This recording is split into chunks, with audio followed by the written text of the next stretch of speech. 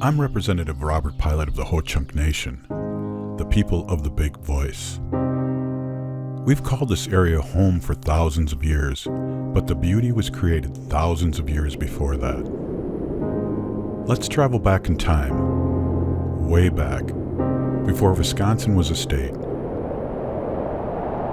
before the United States was a country, way before Greek and Roman empires, and even before Ho-Chunk arrived to this sacred part of the world. We're here in Greater Madison, 15,000 years ago, but we're not standing on the ground. We're on top of a mountain of ice up to a mile thick.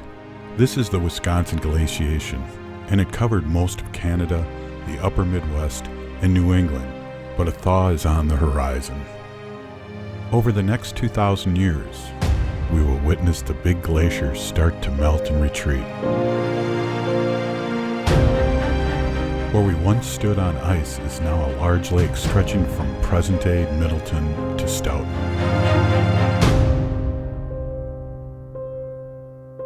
Enter humans. 13,000 years ago, we would see the first human activity occurring around the shores of these waters.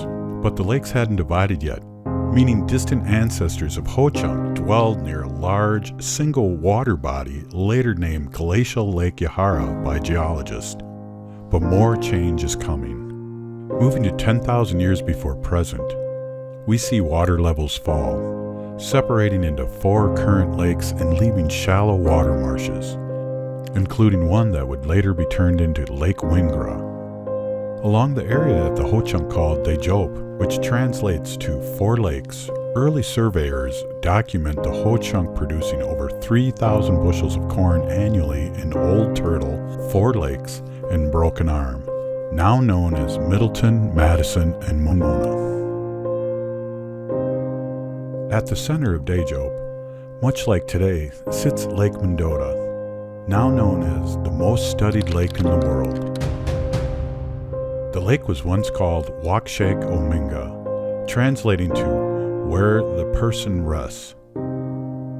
Dearlove was a cultural epicenter for native mound-building peoples, with evidence of over 1,200 effigy and burial mounds documented in the area, a concentration that rivals any other place in North America. The water is sacred too. The Ho-Chunk, with its massive ancestral land base throughout present-day Wisconsin and reaching areas of Canada and the Dakotas and into present-day Indiana, know the water has identity, a life, a meaning and a purpose, 2, 3. deserving the utmost care and protection. They rely on water for fishing, wild rice harvesting, and transportation, but also treat it with a spiritual reverence as a living entity that provides so much to the people of Dearlove and beyond. That important relationship with water has lasted centuries, and it has kept the Ho-Chunk Nation from its traditional clan duties to its modern-day government as protectors of one of the most important life resources. This is why the Ho-Chunk poured tobacco for the water spirits. In return, the water protects the people. It's been 13,000 years since humans first congregated here.